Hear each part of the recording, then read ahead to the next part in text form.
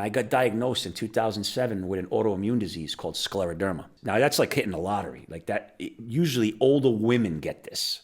Why a young man would get this, I don't know. So what scleroderma is, it hardens the tissues around your organs. Like I got these little red spots on my face. They're called telangiectasias.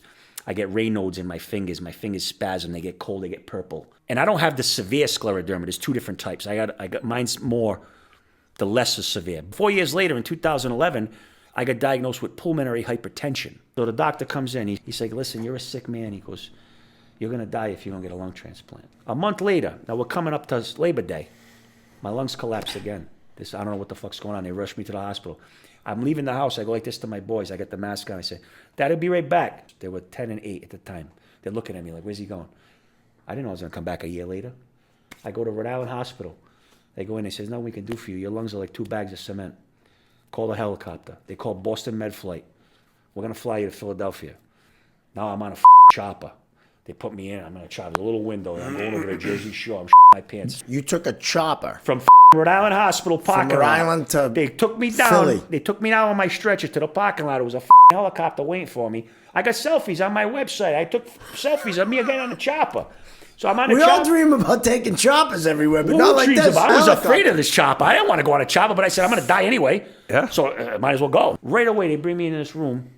All these nurses come running in. And you're awake the I'm whole time. awake. You're The whole supposed to time. be asleep for this next part. We're going to put you on the ECMO machine. ECMO machine's life support. They jam these 2 cannulas in my groin, garden-sized hoses. Oof. It's like someone digging a spoon in you. They're holding me down. I'm screaming. I was going to die. So we don't have time for this to put them to sleep. Get it in there. So the nurse is like, "Usually people are asleep when we do this." I'm like, "Yeah, no like this Where's is the worst- anesthetic? It was the worst pain in the world. All I remember is I said, "I'm hungry." She goes, "Well, it's like 8 o'clock at night." She's like, "There's nothing really." She goes, "I can order you chicken fingers, French fries, and a soda." I'm like, "Do it." This could have been my last meal. I wolfed it down. I called my wife. I said, "I just ate." You wait a minute. You They wait a gave me minute. And I'm not making light of this, but I gotta unpack this. You have a blood going in and out.